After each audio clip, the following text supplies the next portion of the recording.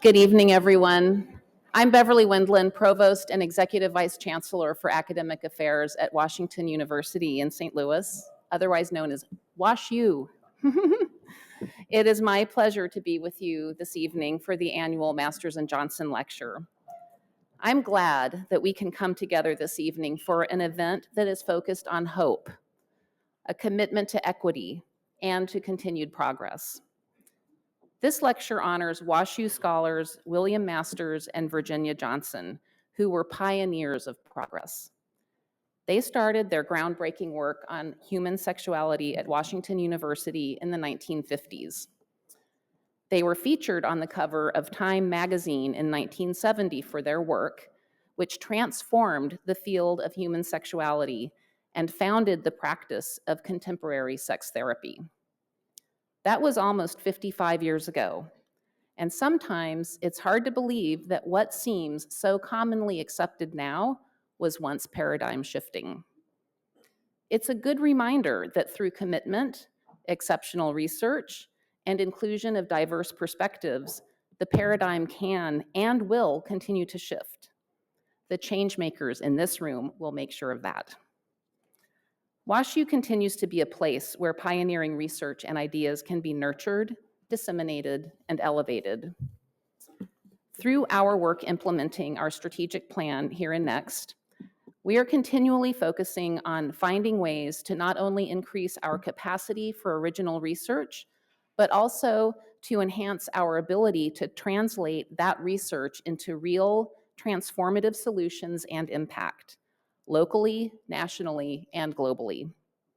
To that end, we are growing the diversity of our scholars and our scholarship. We are engaging in community partnerships that help fulfill the potential of our city and all of its people. We are advancing our ability to collaborate across our campuses and across the globe. And we are building the capacity of our students, faculty, and staff to be character-driven leaders who use their unique talents and perspectives to contribute to meaningful shared goals. The Brown School has always been an exceptional model of the way WashU students and faculty can come together in shared purpose, generate community-based solutions, and drive positive change and impact. An example of this positive impact is seen in the Sexual Health and Education specialization, the only one of its kind within a Master's of Social Work program. I am so proud of this program and that it is celebrating its 10th year of preparing students for careers as sexuality educators, advocates, policymakers, program administrators, and therapists. Professionals who recognize and address the links between sexuality and social and health disparities. This work is vital and is needed now more than ever. I am so grateful that today we have the opportunity to hear from individuals who are on the front lines of this work, dedicated to furthering the rights and well-being of LGBTQ people.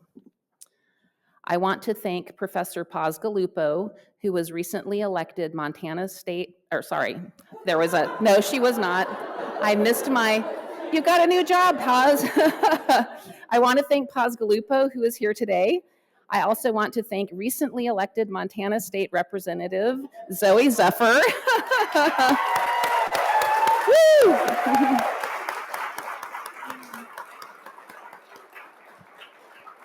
And also today we have journalist Erin Reed. I want to thank the three of them for being here today. Thank you, Erin.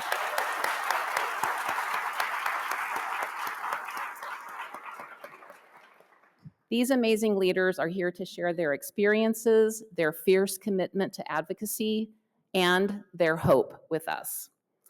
I also want to recognize the members of the Brown School community who made today's event possible and who are continually dedicated to driving equity and making our society more just and compassionate.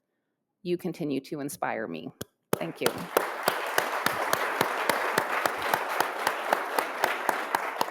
I'd also like to thank the members of the Provost Office team and all of the others who are co-sponsors of this event and help to organize all of the amazing people who are here and all of the technology that has made this possible for so many people to join us both in person and on live stream. I'd like to now hand over the podium to Dorian Traub, the Nydorf Family and Centene Corporation Dean of the Brown School, to properly introduce our honored guests.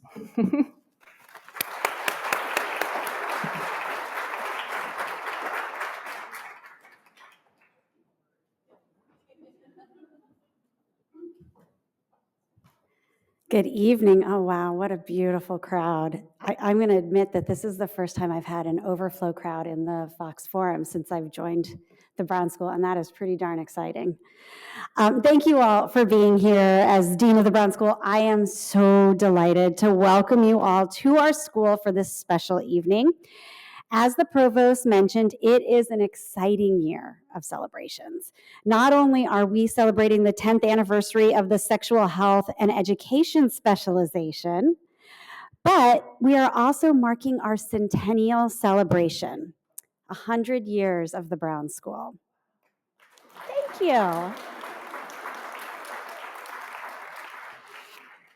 This is a testament to our enduring commitment to advance knowledge and foster innovation in our field. And tonight we are honored to have with us advocates and leaders who will undoubtedly inspire and enlighten us. Erin Reed is an award-winning transgender journalist based in Washington, D.C. She tracks LGBTQ plus legislation around the United States for her subscription newsletter, erininthemorning.com. Go sign up. Her work has been cited by the AP, Reuters, the New York Times, the Washington Post, and many other major media outlets. Representative Zooey Zephyr represents Montana's 100th House District in the Montana House of Representatives and is the first trans woman to hold public office in the state of Montana. Representative Zephyr is a fierce advocate for affordable housing, healthcare, and human rights throughout Montana. You fit right in here at the Brown School. Prior to the legislature, Representative Zephyr worked at the University of Montana, where she oversaw the administration of the university's curriculum approval process. And she also worked as an activist, helping people file discrimination claims, drafting human rights policy for the city of Missoula, and working as a de-escalator at protests to ensure protester safety. Our moderator tonight is Paz Gallupo, the Audre Lorde Professor in Sexual Health and Education. We are excited to have Paz join the Brown School faculty last fall from Towson University. Their longstanding research program, the Queer Trans Collective for Research on Equity and Wellness, centers on those most marginalized in the LGBTQ plus community. They conduct community-based research to ensure that the lived experiences of queer and transgender people are reflected in the scientific literature and to create knowledge designed to improve their lives and well-being. Please join me in welcoming Erin, Zooey, and Paz to the stage and to Washington University.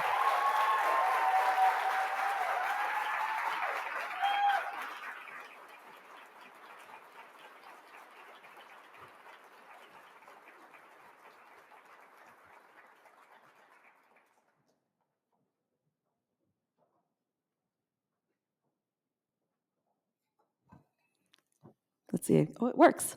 So this is pretty cool, right? It's definitely full, and this is honestly just amazing to have the two of you here. And I know we planned this, and we have been looking forward to it, but I don't think I knew how much I needed this. And so thank you. We had also planned this to be talking about what happens in the community and thinking about your work in the community and how we can uplift it. But we also intentionally really focused on hope and liberation and thinking about our own resilience in doing this work. And wow, this has just taken on a new level of meaning. Even as we were writing the questions before, I think they mean something really different at this particular moment. So thank you for being here. Yeah, and There we go. Perfect. I didn't know how much I needed this either. You know, I've spoken at colleges all across the United States. I've spoken at events. We've spoken together many times, but I couldn't think of a better crowd to spend this evening with tonight. And I see so many people who I've reported on. I see so many people who I've shared stories to. I see so many people here that are the reason why I do this work. And so thank you all for coming. It makes me really happy.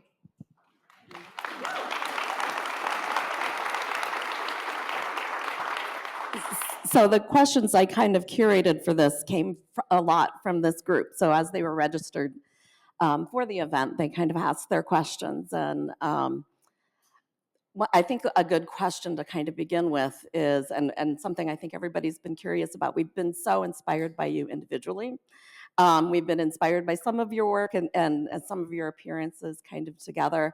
Knowing that you are navigating your relationship and nothing better than thinking about what's uplifting than love, right? But knowing that you're also navigating a relationship kind of across a distance.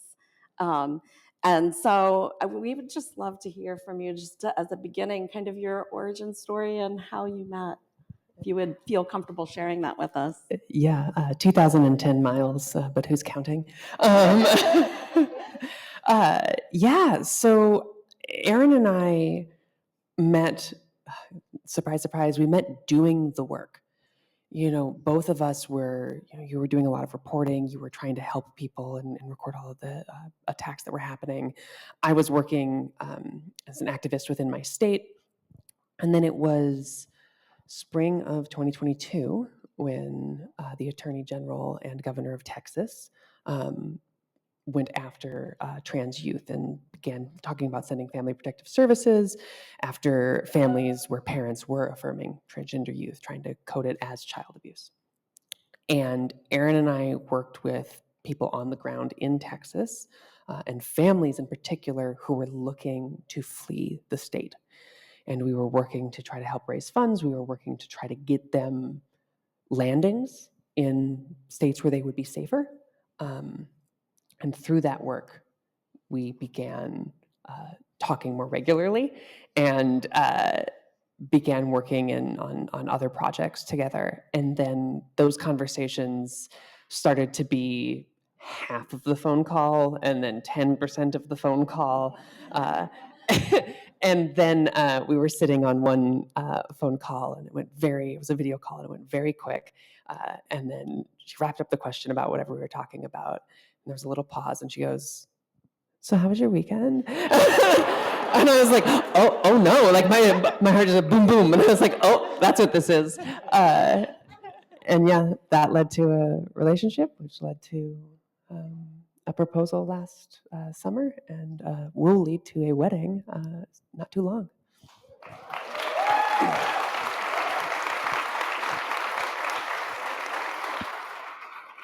You know, I have been so blessed to be in this relationship with her, but I want to say that, like, the story that she just told, we met and fell in love, and this happened immediately after one of the most harmful things that ever happened to our community.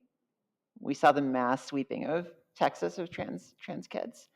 And then the proposal and the way that went down. She had just gotten kicked off the House floor, and I didn't know this until I watched the documentary that followed her around after she was kicked off the House floor. She had gone through the hardest thing that she had ever gone through. And that same day, she got her ring in.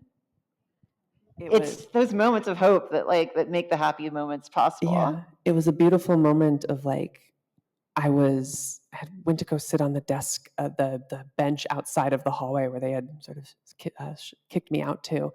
And there was a group of women sitting on the bench ahead of me, including the Speaker of the House's mother, which is like, tells you what kind of like summer camp pettiness happens in legislatures sometimes. But I walked by them just glowing because I had gotten an email that the engagement ring I'd ordered was in. And then halfway through that day, the queer prom organizers called me and were like, "Hey, would you be willing to speak at queer prom?" And I was like, "Yes, on one condition, if I can propose." So, yeah. Thank you for sharing. That's amazing. And it is that juxtaposition, I think, of pain and hurt and also joy, and that story that speaks to kind of the resilience of the community and the navigation that makes the work just that much more palpable, I think. So thank you for sharing that, and kind of in keeping with, I know that sometimes it's one thing to talk about the work that you do, and like I'm interested in the work that you do, but I'm actually more interested in hearing about the work that you do from each other's perspective. And so I'm wondering, Erin, when you're thinking of Zooey's work, what do you see as being the key to her success as a politician? And then also, what does seeing her work in politics, how does that inspire you in your own work? Zooey's a leader, and she leads from her conviction. She leads from the heart. She's never going to do something because a poll tells her to do it. She's never going to do something because it's a politically expedient thing to do. Everything that I have ever seen her do comes from her heart. I hear her talk about it after the legislature is over. I hear the way that she cares about everybody that she stands up for. And that's such a quality that we need right now in our elected leaders, because there are going to be a lot of people in power, a lot of elected people on all sides of the aisle, on both sides of the aisle, that will chase polling, that will chase a political future, that will chase expediency, and that will drop their convictions, that will drop the people that they care about, that they know that they care about, but they don't do it anymore because of what just happened. Zooey is never going to be that kind of person. And the people that, if you want to find the politicians that have character right now, if you want to find the elected officials that have character right now, you watch what they do in the next 2 weeks. That will be the true determination of character.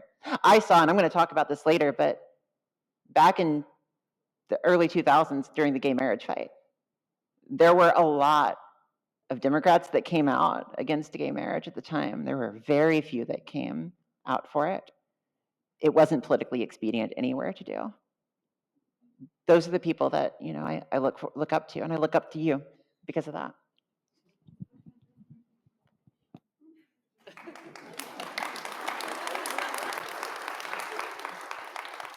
Yeah, it feels good to see how your love sees you, right? So now it's your turn, right? I can answer this question with tears in my eyes. Yeah, great. absolutely. Like, just go with it, right? So, what do you think makes Erin effective as a journalist, and how does her work as a journalist inspire the work that you do?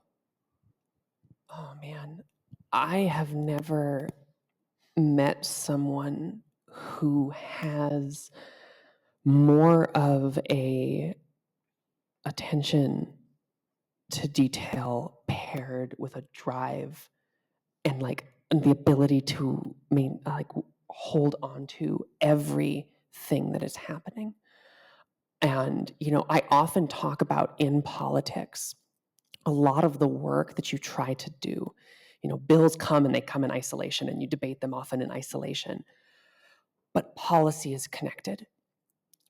And you often work and try to find politicians who can recognize how a bill targeting LGBTQ people is connected to a bill targeting education, is connected to the bill on infrastructure, and where are the through lines that impact these communities.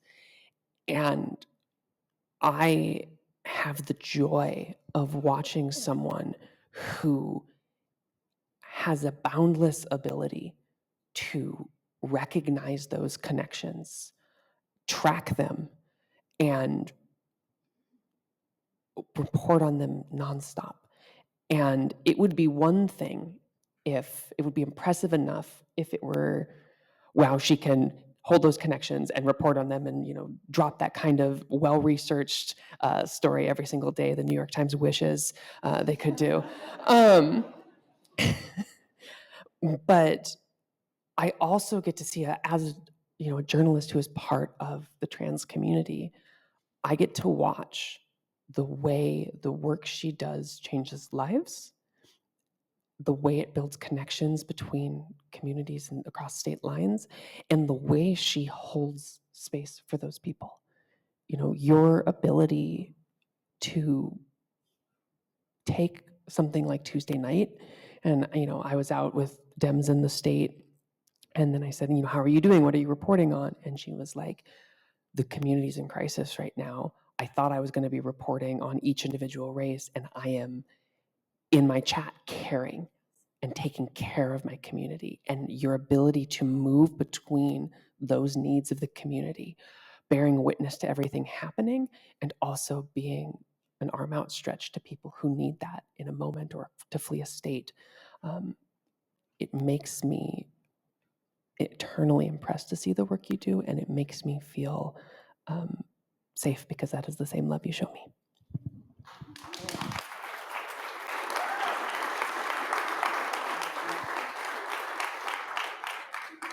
Thank you for sharing that. I'm like, okay.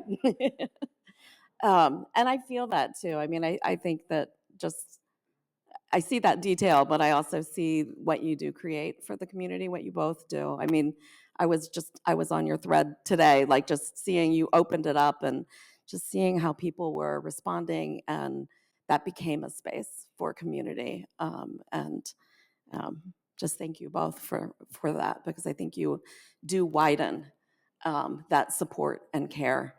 So I'm wondering if you could talk a little bit about what it means to you to both love and care for one another in the face of people and systems that seek to harm our community so profoundly. We make each other stronger. And I feel that every day, every moment that I spend with her. We were just at the hotel, you know, a few hours before this, and I'd opened up the pamphlet, the booklet, and I'd taken a long look at our title, and sat up, looked at her, and said, how do we talk about this? How do we talk about hope after what just happened? How can we feel hope after what just happened? How do we talk about it, and how do we bring it back? And we spoke for nearly an hour about all of our thoughts. And it is in those moments that we learn our own thoughts, that we truly interrogate how we feel, and we're so good at that. And that's why I draw the connections that I do. That's why she says I draw connections. It's because I talk to her. She helps put them together. And, you know, I feel like we make each other stronger because of that. And so, yeah, I think that, you know, the love that we share makes us better people. And I hope that everybody can find a love like that. I know that I have. It's I think you talk about the work side of things. It is so beneficial to be partnered with someone who works in a parallel but not identical space, who sees everything from a slightly different perspective, and we're able to bounce ideas off of each other and talk through things. And it often, like, you know, it crops up at intermittent periods throughout the day, where suddenly, all of a sudden, you know, something pops up on the news, and we're in a 90-minute conversation trying to parse out the nuances of this. And so that is uplifting. But also, you know, I talk about the care you showed in your work. Like, I really do mean, like, we are able to find that work off of one another, but also in the same way, like, play and care, like, fully about that aspect of our lives, and be able to, you know, whether it's painting or doing Dungeons and Dragons or hiking or you name it, like, I think we approach play and rest with the same sincerity, and that has made it same sincerity and the same communication, and that has made it very easy to uplift one another in the downtime and also fuel one another through the work. That makes sense. Yeah, thank you for that. And then, you know, we've also been thinking, we're watching you and how kind of your work plays off of each other, and that's very evident. And thinking about the work that we do here, kind of at the Brown School, right? And we're a school of social work and public health and social policy. And I'm wondering, and in all of that work, that kind of our mission leans really heavily towards social justice. So I'm wondering, given the work that you're doing, thinking about the work that you need, like, because we all play, like, our work all should be playing off each other. So I'd love to hear from you is, what do you see as the next steps for our community of scientists, our social workers, our academics, in our fight for human rights? Like, what would be helpful to your work and to the cause? Because sometimes we're in, I try to do community-based research and have it be relevant to policy, but we're academics, right? And you're out there in the front line. So what is it that would be the most helpful in the way that we pursue our work? I get asked this question a lot, and my answer, I think, remains the same after the election as before the election. Activism does not always look like activism. It doesn't always look like getting out in front of a legislature and making your voices heard. It doesn't always look like protesting in the streets. It doesn't always look like that. Sometimes the way that we change the world, the way that we change society, the way that we change the culture to understand who we are and who the communities that we care about are, is by doing the things that we love. I'll give you some really good examples. There are amazing trans musicians out there that their music is now being heard city to city to city. There are trans authors, trans video game designers, trans people who direct movies and do animation. And, I look back and I see people like Lynn Conway. I see people who made the very first electronic music. It was practically invented by a transgender person. You look back and you see that we have been here for a very long time. And our ability to show the rest of the world that we're just like you. We have the same hopes, we have the same dreams, we have passions, we have things that we care about. We have things that we want to do in this world, and we're not threatening anybody. We're just a part of it, like you and anybody else that you see. Sometimes that's the best way to do activism. Sometimes that's way stronger than anything she can do in a legislature or I can do in a news report. Because in the end, the people whose hearts and minds you change will depend on recognizing you as a fully formed human being. If somebody loves a song that they hear and they then realize that this was made by a trans person, that changes your mind. That plants the seed. If somebody eats an amazing dish at a restaurant and then discovers that the chef is trans, they learn that they can find pleasure too in this world because of something that a trans person did. And so I think that's my advice to all of you. And yes, go out and be active. Go and protest if you feel the call. Go and stand up in front of a legislature and make your voice heard. But remember that there's so much more that you can do. And the thing that you can do is the thing that actually gives you joy. Yeah, it's gonna sound sort of echoing or riffing off of what you said, but I want to tie it back to what you said at the end there, where you said, we're academics, we're not on the front line like those of us in the legislature. Surprise, it's all the front line. Like, you're, sitting in the legislature is not the start and end of where the policy fights happen. And I really do think every single space that a queer person walks into is a front line. And we have to be able to go into those spaces and fight the fights that we feel like we have the power and ability to fight. I also, specifically when you're talking about being in an institution or an academic or a therapist, I recently spoke at the opening speaker for the WPATH conference. And I was speaking there and talking to a group of therapists and doctors and surgeons. And the thing I kept coming back to was, if you imagine yourself as, you're like, well, our role is patient advocacy or our role is student advocacy. Surprise, that is also policy. Because let me tell you, the people who want to strip away rights for LGBTQ people, the people who want to diminish the role of higher education in our society. Their fight are not stopping, on their podcast. Their fights are going to the legislature. And so if you envision yourself as, well, my work stops here, I've got news for you, you're on the front line already, but also you've got to be in that policy space fighting as well. Don't imagine that that's not a space for you.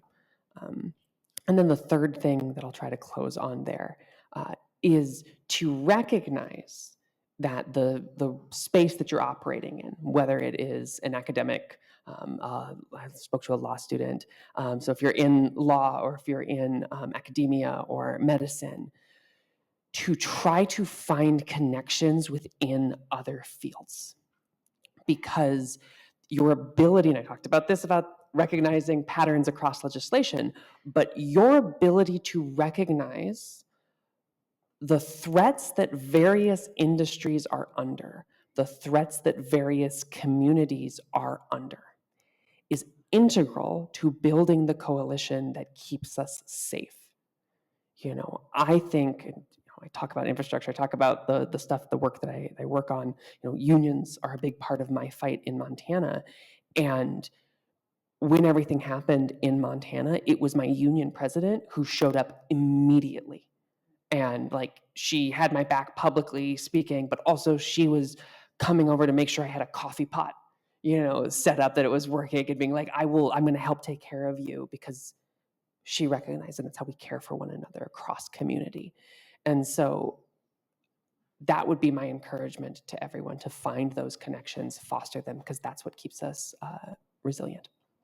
And remember, the attacks are not just limited to LGBTQ people. We're talking about this in a queer context, but the same rationale that was used to ban abortion, the same rationale that was used to strike down Roe v. Wade, was then cited by the Alabama Attorney General the very next day to justify banning gender-affirming care for trans youth. These fights are so interconnected.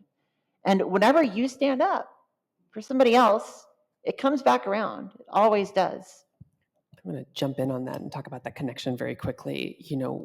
I got asked about, when the Trump campaign was running on this idea that Kamala Harris was letting in transgender inmates get, I don't remember the Mad Lib, illegal transgender inmates sex change during the Olympics.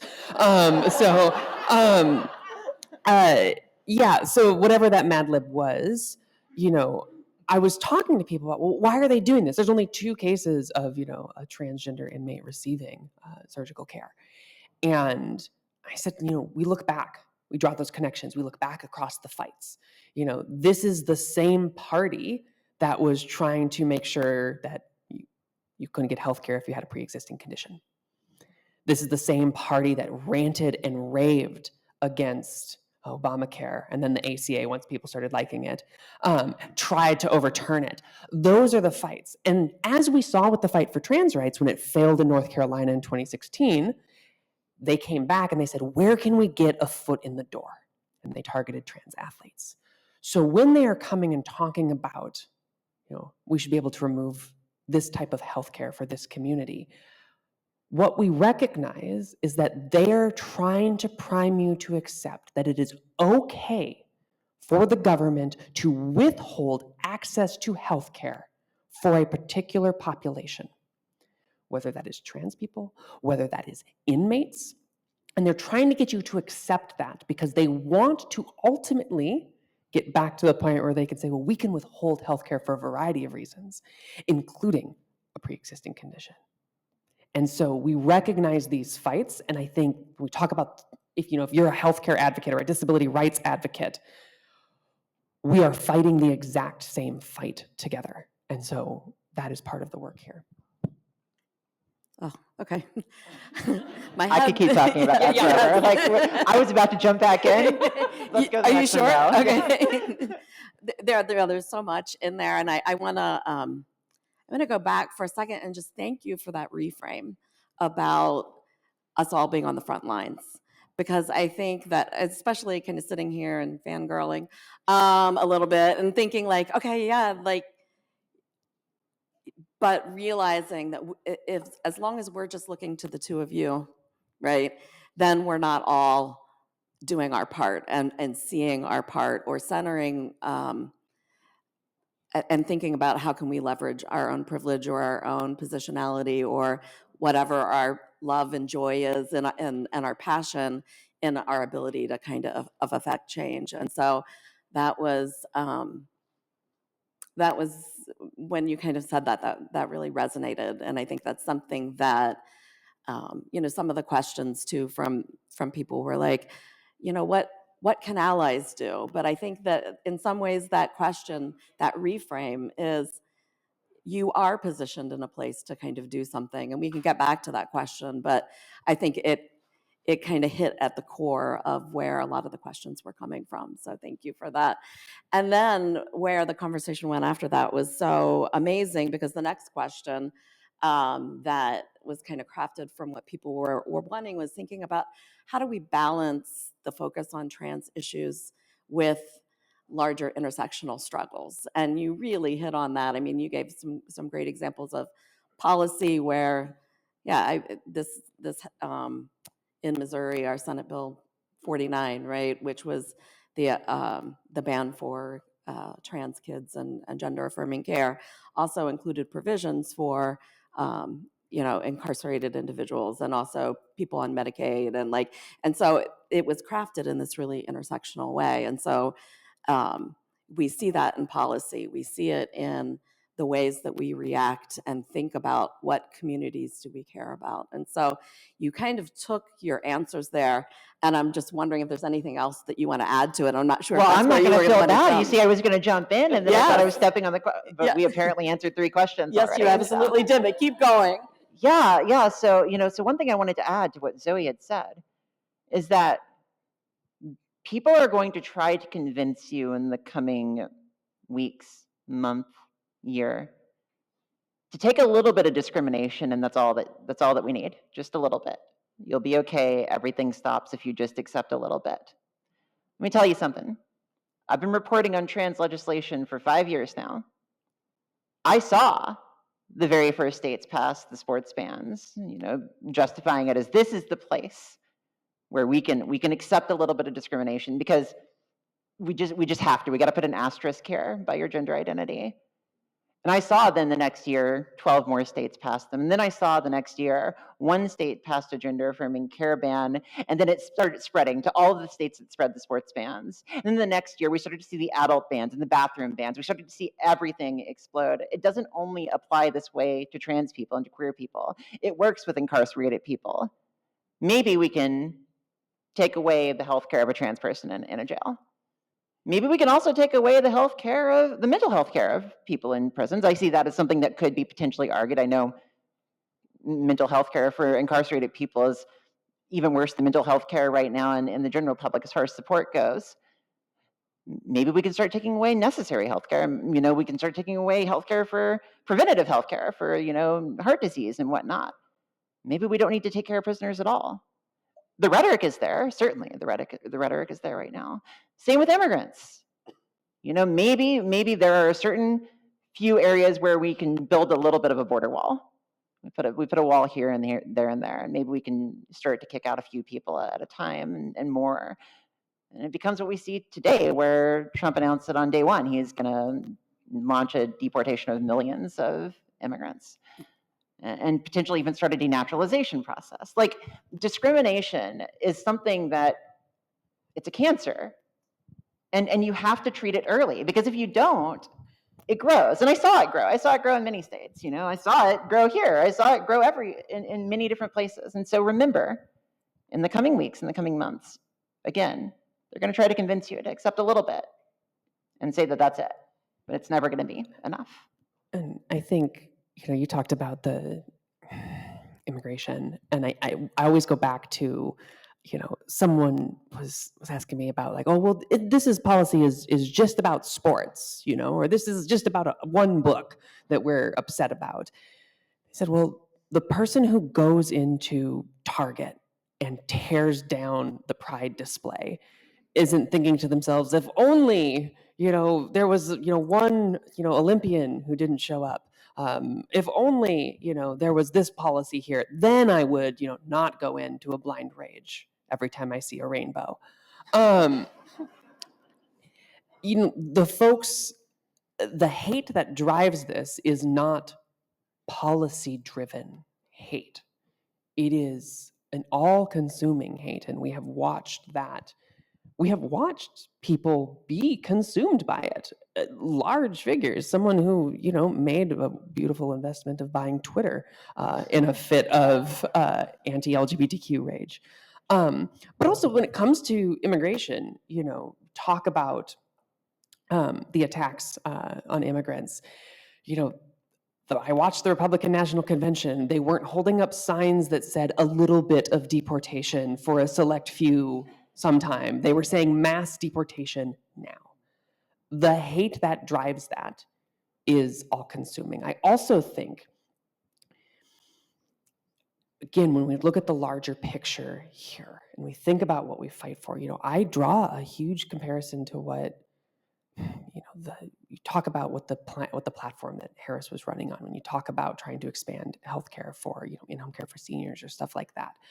There's these questions about how government should function. And I think one of the takeaways from this election is that there was a lot of anger towards politics, as it were, and a desire to attack and tear down. But it's important to recognize that in someone like Donald Trump, their idea of, efficient government is trying to determine which communities they can cut out of the American dream. And not a little bit, not limit them, but which can they cut out?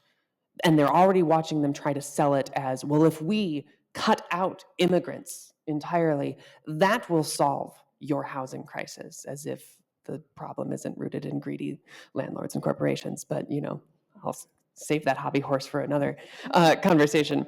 But we watch those kinds of attacks. And I will say, if you are someone, or if you're looking at a legislator or community groups or city council who is going to say, I think we probably need to move to the right, I think you will be making the same mistake that we have made again and again and again, which is imagining that there is a moral middle ground that will satisfy people whose goal is eradication.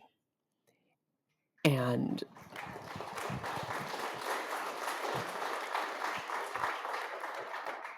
I would encourage, I'm someone who carries myself with a lot of kindness and a lot of care, and that is center to everything I do. That does not mean you let someone walk over you. And so I want to say that if you find yourself in that space, that you make sure you stand true to your values, and you make sure that you will be immovable and unbreakable in those moments. And I actually want to grant me another ramble for a second. When I was in college, I was a creative writing major and a business major. Really, pipeline to politics, as they say. But I was working with an accounting professor, and he had this saying that he would often talk about when he was trying to prime his students for going into accounting.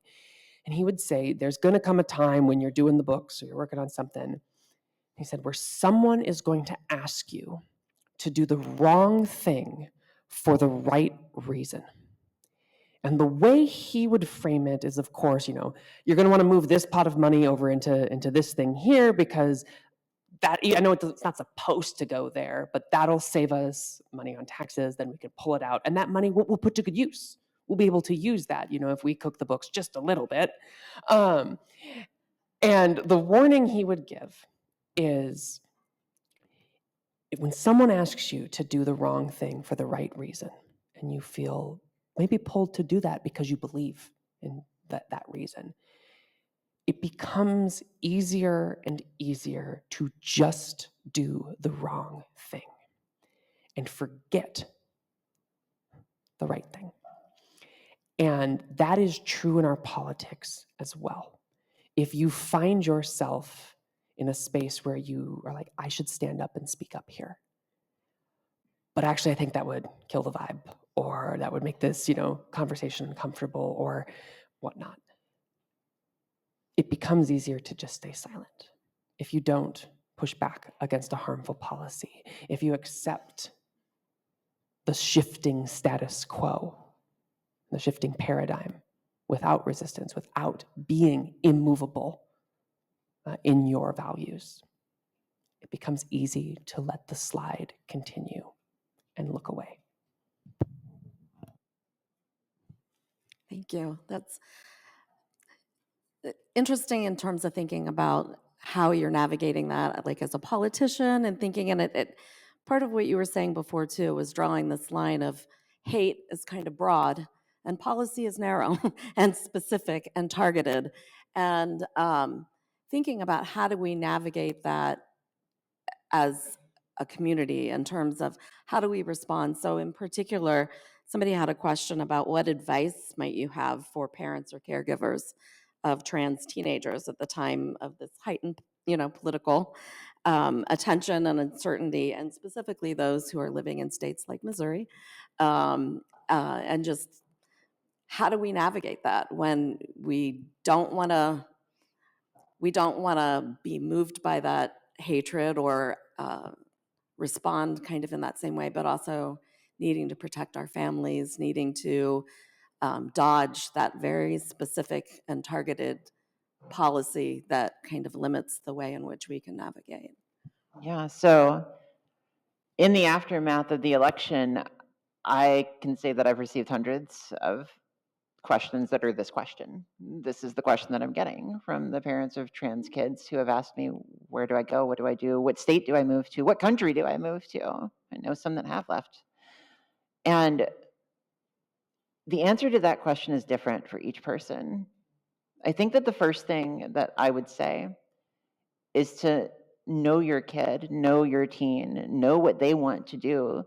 I know some teenagers that want to stay and fight, and I respect the hell out of them. They're so amazing. But I also know some people that they need to leave, and they're being harmed, actively harmed by government policy right now. And so the answer for that person might be a little bit different. What I will say is that not everybody can make the choice.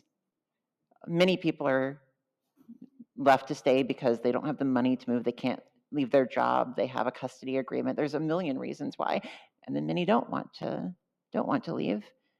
And for those people, I will say that I was a trans teenager who couldn't access care. I was born in Louisiana, and whenever I was younger, it was impossible for me to get care. The way that I kept myself alive is by finding as many of the spaces where I could be myself as possible. And there weren't very many. There weren't very many back in the early 2000s, late 1999. But where there was my online D&D group. I used my name there. I made an old GeoCities website, pink and black aesthetic. It was ridiculous and wonderful. Even today, even in the most harmful states, even in the places that want to take every step that they can to harm you, you as trans people, and if you've got a trans kid, you have more ability to find those spaces than I ever had. You have spaces like this where you can be in community with one another. You have places where you can go and speak to one another. Support groups are everywhere now. And I think that is my number one piece of advice, is to find those spaces where you can be who you are just long enough to get you through to the other side. Yeah, and you balance those, the personal needs with the communal needs. And because we know, communally, we have to be showing up, we have to be fighting. But personally, we have to make that call as to whether we have the strength to stay and fight, whether we have the strength to stay and be ourselves as we move through the world, whether we need to just flee. And I think we balance all of those, but I wanted to your question of what can parents and allies and folks do in these moments if you have a trans kid or trans teen in your family or adjacent to. And I think about, hope and talking about the ways like those interactions in those communities can give you hope and give you the energy to keep going on. But I also want to say that if you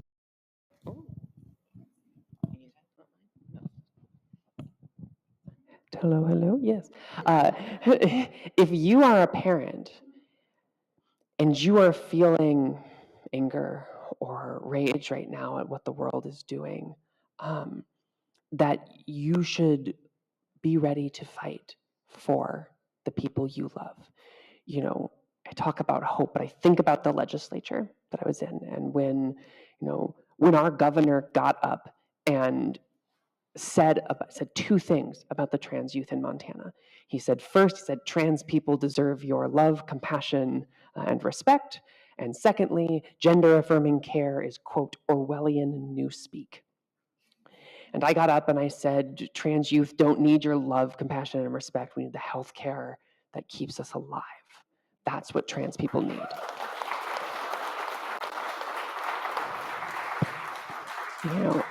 And the censorship happened and everything happened there. And notably, in those moments, as I was writing press releases and statements, I was not signing off, with hope that we will change things down the road. The sign off I used was with pride and determination. And that determination was key, because in a moment of crisis, in a moment where it is life and death for the people you love, I said it again, you must be unbreakable, or you must have somebody who will be unbreakable for you. And the first part of that is that pride section. You talked about love at the beginning. I want to bring it back there and say that policy can do many things. It can cause many harms. It can kill communities. But we also know that, as I said this, I think as I proposed to you shortly after the censorship, I said, someone was like, what is trans love to you? What is queer love? And I was like, love is the things that they cannot take away. And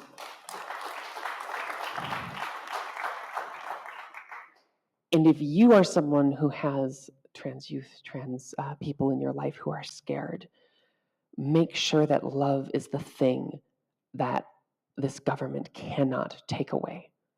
Help foster love for themselves, help foster the love in the family, and help foster communal love and support. Those are the things that get us through. They have been the things that have gotten our community through governments that have been hateful and harmful throughout the decades in America.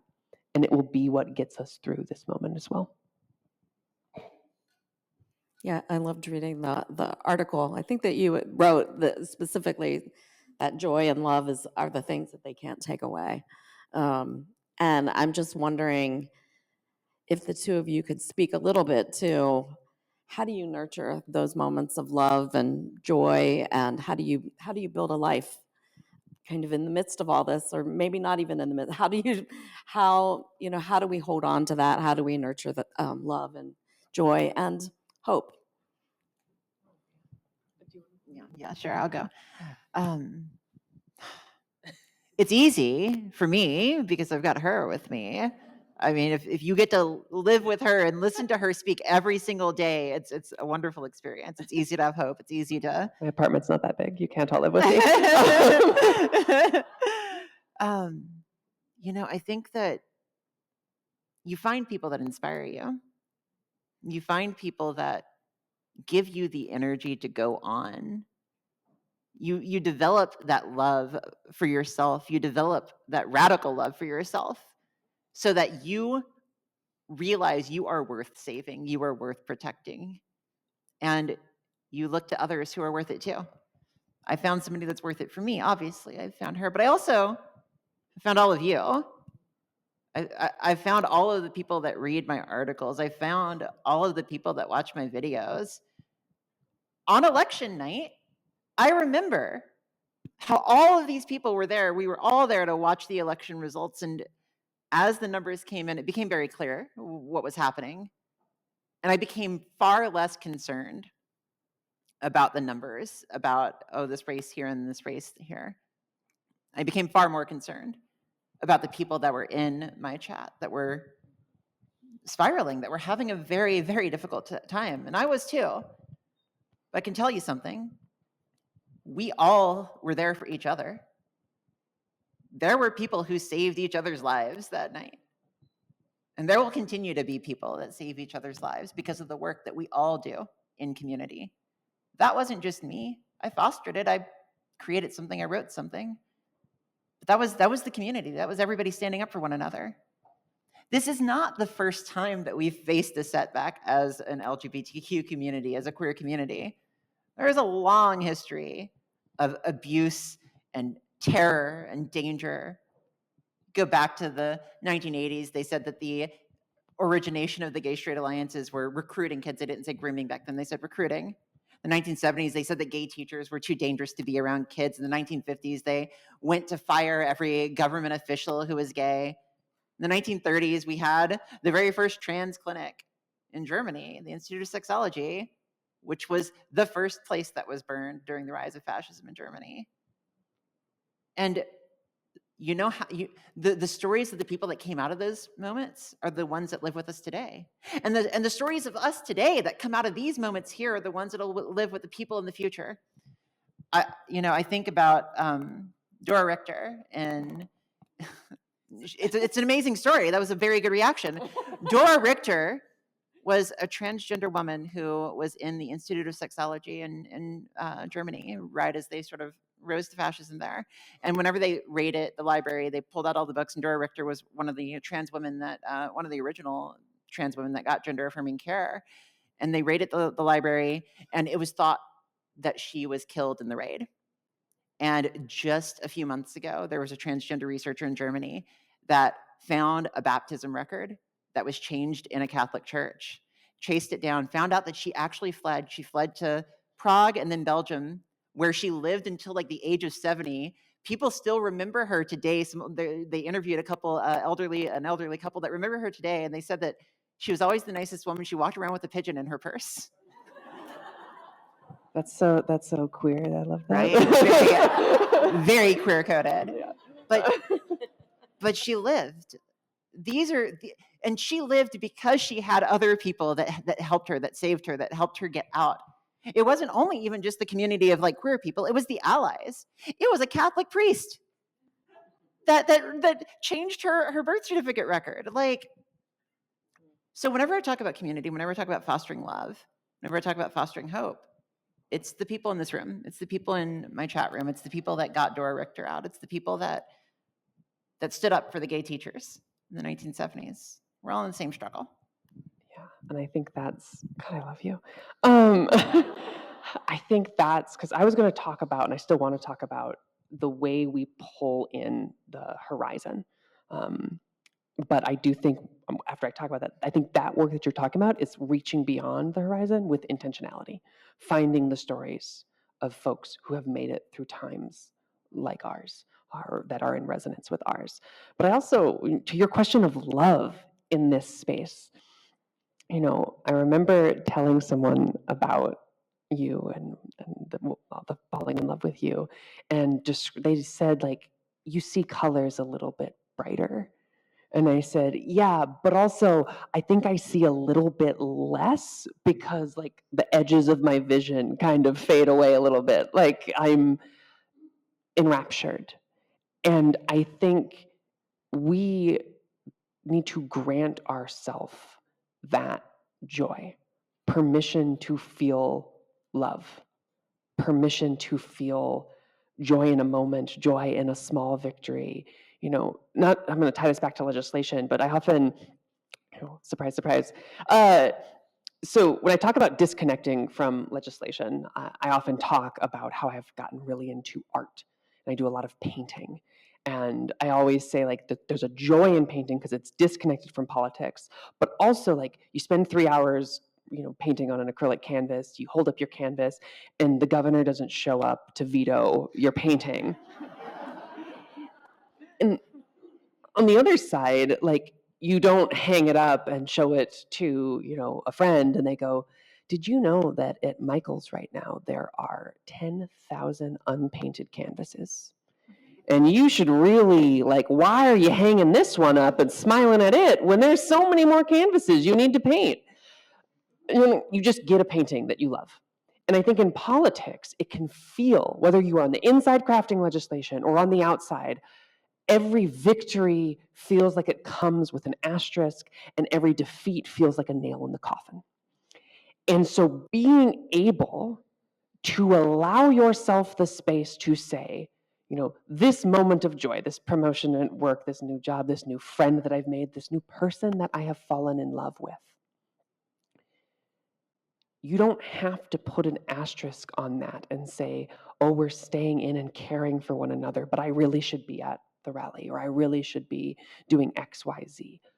Grant yourself that space to find that love, because the work will be here. There will be people like us standing up and fighting like hell. And when you feel called to stand up in the fight, whether at your legislatures, in your organizations, in your communities, you will find people who to fight you in and help you be a part of that fight. But do not attack yourself. Allow yourself to find love and foster that.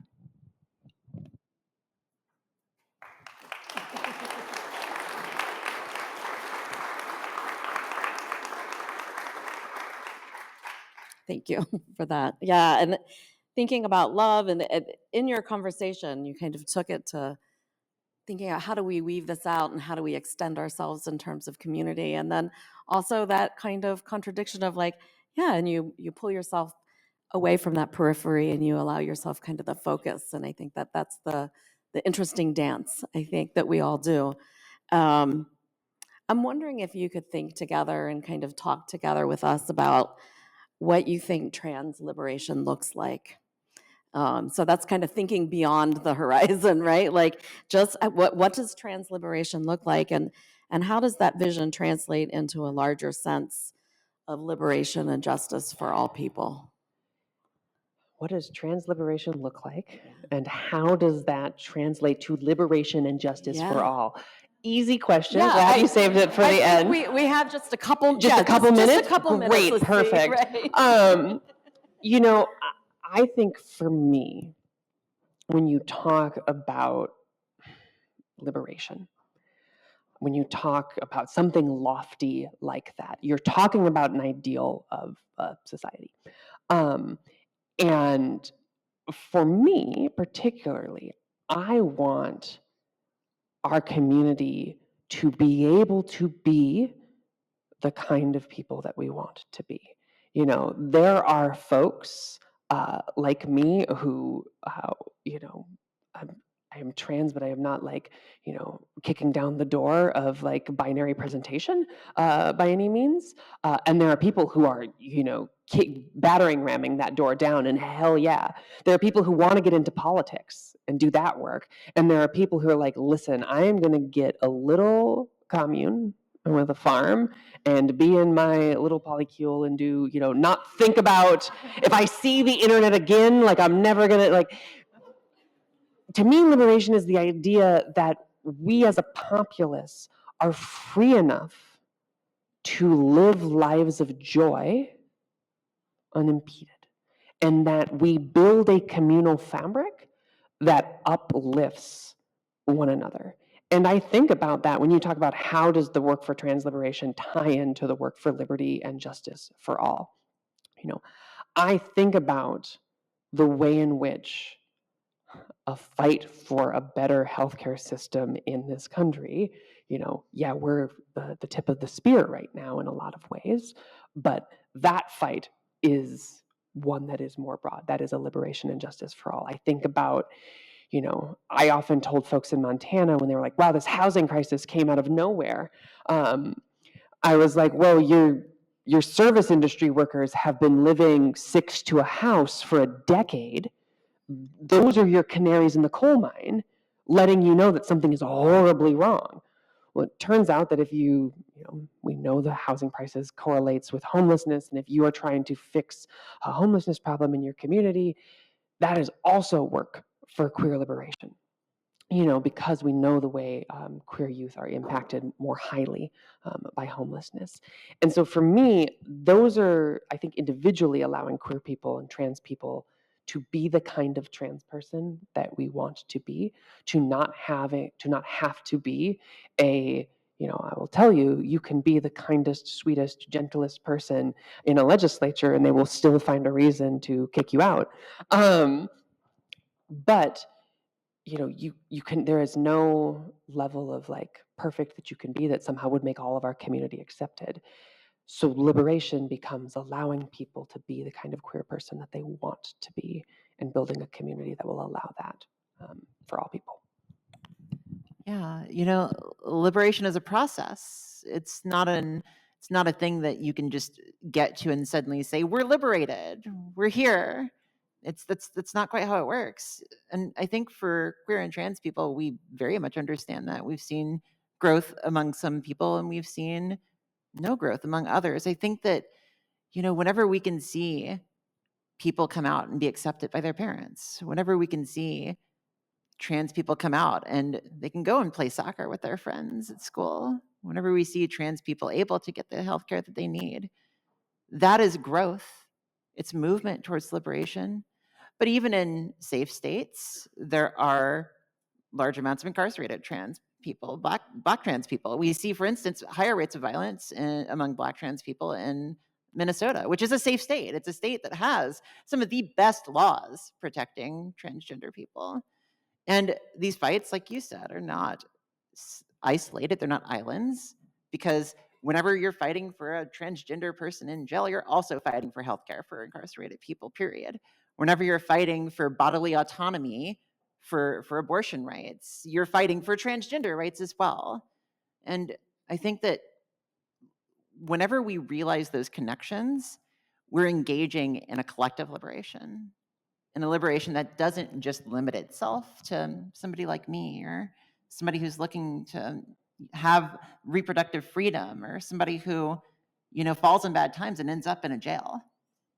And in the end, we all want to have those opportunities. And the process of liberation is in trying to make sure that the opportunities that we're supposed to have been promised by this country are available to everybody. I want to add a little coda to that, which is, I think about the struggles of politics and the political existence. And, even if, imagine in your head whatever the suite of laws and policies are that would be the perfect set of policies. You could snap your fingers and make them happen. Whatever that vision is in your head, there are still going to be people who fall through the cracks. There are still going to be people who are, even in a perfect world, unintentionally harmed by policy, by government. And so when we talk about liberation, yes, we are struggling for better policies that will do right by a larger group of people.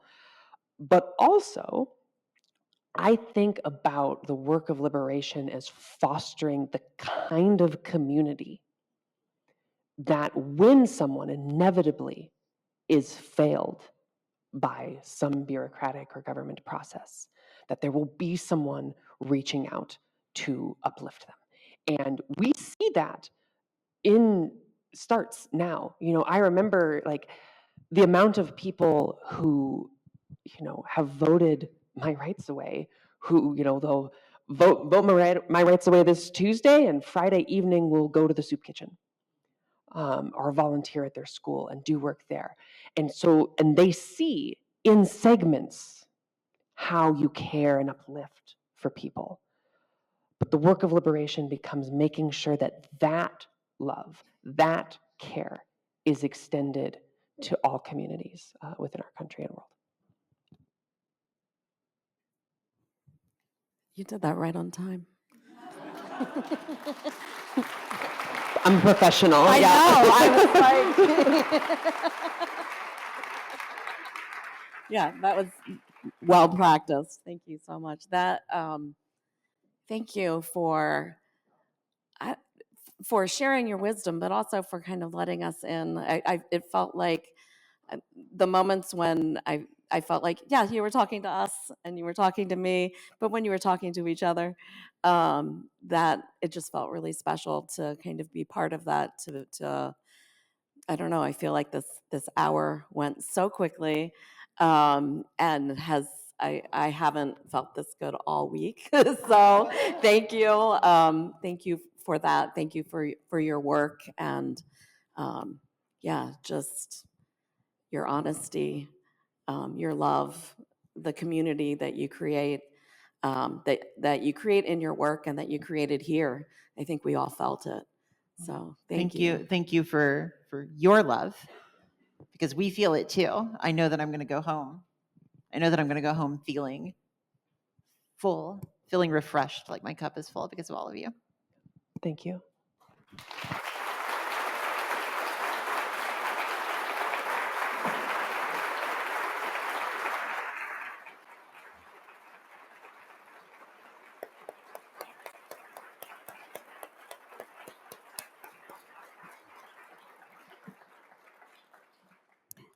Thank you, Erin Reed, Representative Zooey Zephyr, and Paz Galupo for joining us this evening. We are so grateful for you for sharing your story with us and continuing to be the fierce advocates and activists that you are. And as you were speaking, I was jotting notes down. Forgive me, I'm an academic. And everything I wrote started with an A, which I thought was interesting. So the first note I wrote to myself was to thank you for sharing your adoration for each other, for communities, for kids. Then I jotted down abortion, which there's a line there, which was really for pulling back that veil on the parallels and how we in society grant rights and take rights away. Then I put down activism and how our activism can be both subtle and overt. And then allyship and how we can practice allyship through love in our communities. And finally, I wrote down acceptance. But I wrote myself a question. I wrote, where do we draw the line of what we are willing to accept for our people, for our communities, for ourselves, and for all? So I want to thank you for having us ponder those really challenging questions, and for continuing to center the most important thing, which is the humanity in all of us. Now I would like to welcome everyone to join us for a reception and a celebration of the 10th anniversary of the Sexual Health and Education Specialization, which will be happening out in the foyer. Thank you all for joining us tonight.